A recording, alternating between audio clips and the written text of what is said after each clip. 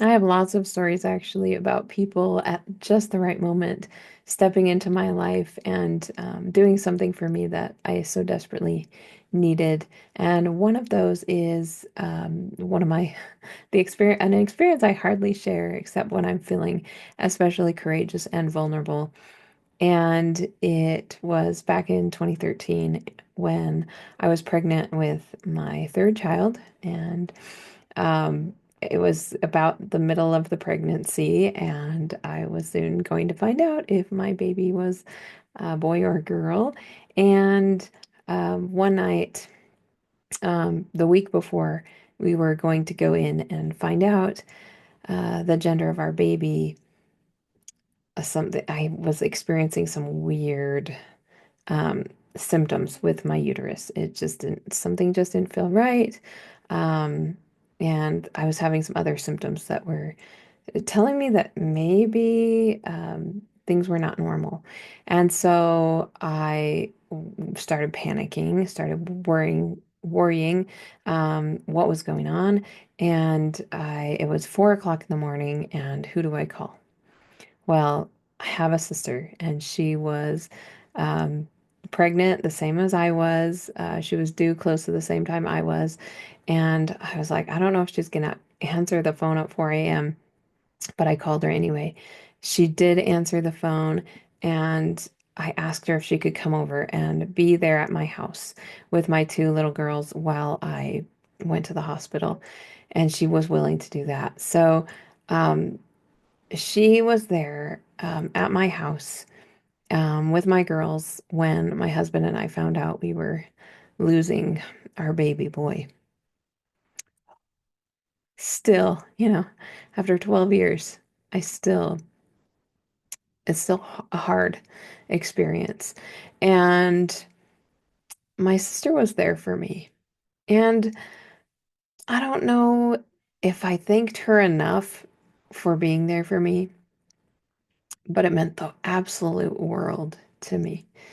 So as my husband and I processed grief and as we tried to figure out what to do and all the roller coaster of emotion that goes with losing a child, um, we came home from the hospital with this terrible news, and my sister was just there and she listened.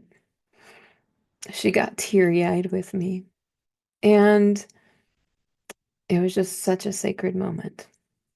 And then a few days later, 4 a.m. again, I called her up saying I'm delivering the body.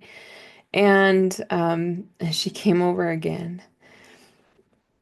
Um, I don't know if she will ever know how much that meant to me, that she was there for me, but it did.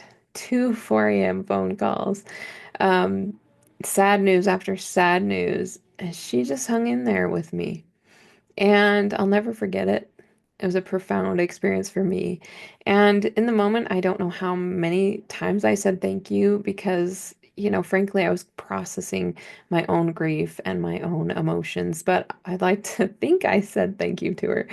Um, but even to this day, I am filled with gratitude for what she did, for literally getting up, pregnant herself, out the door to my house to be at my house while I lost my baby.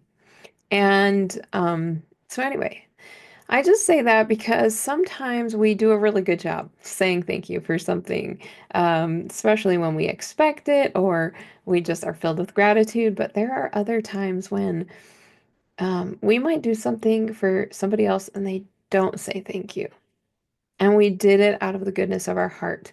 And I just want to say that in those moments where we give and we truly give and it's not reciprocated or it's not, gratitude is not shown, just know that someday, somehow, sometime, eventually, and it might be a long time down the track, it will be realized.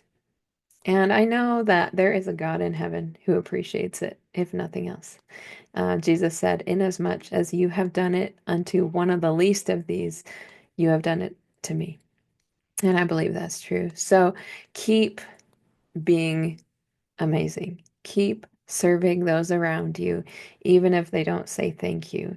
Keep smiling, even if the smile isn't returned. Keep trying to be a positive influence wherever you are. And I know you're going to change lives. I know that you are going to be that person for somebody that my sister was for me.